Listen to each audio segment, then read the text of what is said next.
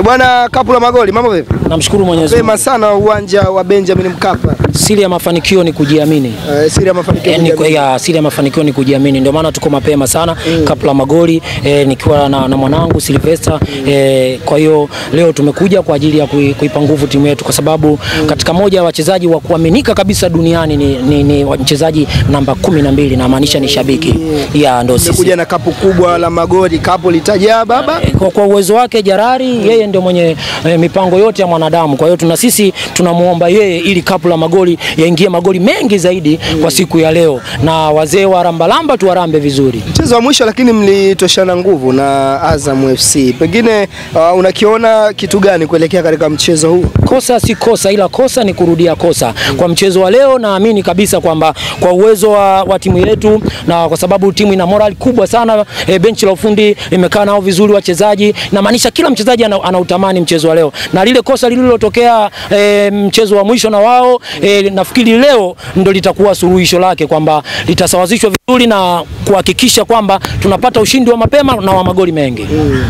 Mnaonekana kutakuwa na matokeo mazuri katika mechi za kimataifa, lakini katika mchezo uliopita mlifanikiwa kuibuka na ushindi. Mohamed Bajabiri alikuwa ni miongoni mwa wachezaji ambao waliimbwa sana katika mchezo ule.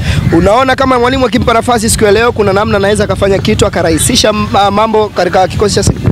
Mwalimu yoyote au benchi la ufundi lolote lenye kujua mchezo wa mpira ni hawawezi kumpa mtu ambaye aliyetoka kwenye injury kumpa dakika 90. Hiyo itakuwa ni kosa sana kiafya, ni kosa sana kimchezo. Lakini mimi naamini kabisa leo atapewa nafasi, taratibu anazidi kulikava, atakuja kwenye nafasi yake, atacheza dakika 90, atacheza dakika 70. Lakini Bajabiri akicheza dakika zake 10-15, naamini kabisa atatupa kitu na kitu kikubwa, kwa sababu hakuna kitu kizuri katika mchezo wa mpira kama ukifanya sababu yenye kukulipa.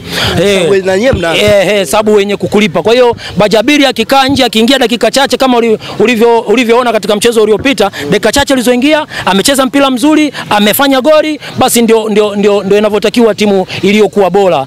Timu yenye kikosi kikubwa ndio inavyotakiwa. Kuna watu wanasema kwamba siku ya leo nyie uwezo wenu ama nafasi ya kutoka ni ndogo sana.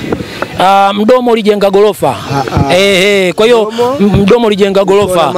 Au wazalamu wanasema ngoma mlomo. Yaani ngoma mdomo unapiga tu lakini haufanyi kazi. Kwa hiyo huyo aliosema hivyo ujue, au wanaosema hivyo ni mdomo tu lakini haujajenga. Umeona bwana? Kwa hiyo sisi matumaini yetu tunasubiri dakika 90 na nguvu tuliyokuwa nayo mashabiki, nguvu waliokuwa nayo Simba Sports Club, benchi la ufundi, wachezaji wana morali kubwa sana. Ndugu yangu, utaona ile pila atakalopigwa leo hapa. Sijui.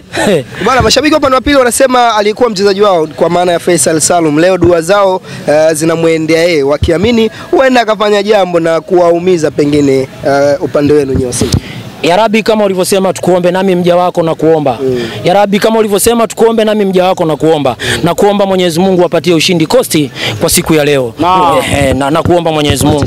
Na kuomba Mwenyezi Mungu apatie ushindi Costi kwa siku ya leo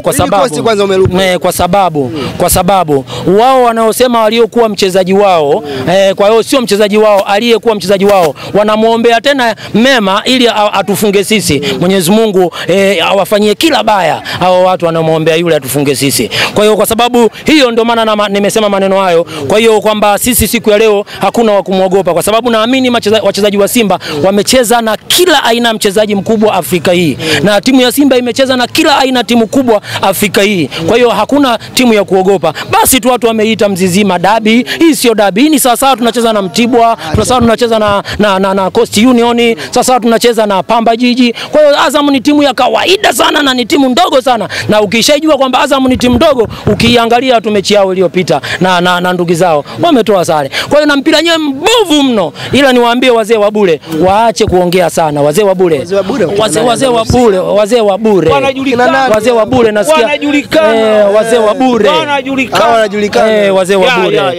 wanajijua, ambao waliofanya uwanja huu kufikia kafara kubwa sana. Lakini tuwaambie kabisa vitabu vimefanya kazi, makafara tumeondoa. Sasa hivi uwanja uko salama salmini. Kila mechi Simba Sports Club atakaingia hapo kwa Mkapa, tunaendeleza msemo wetu atoki mtu. Lakini mchezo wa mwisho mlipoteza hapa na hapo kwa Faisal Salum.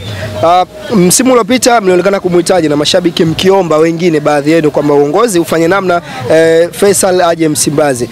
Pengine wewe unafikiri katika kikosi chenu hakuna mchezaji ambaye ana uwezo kama wa Faisal Salum labda?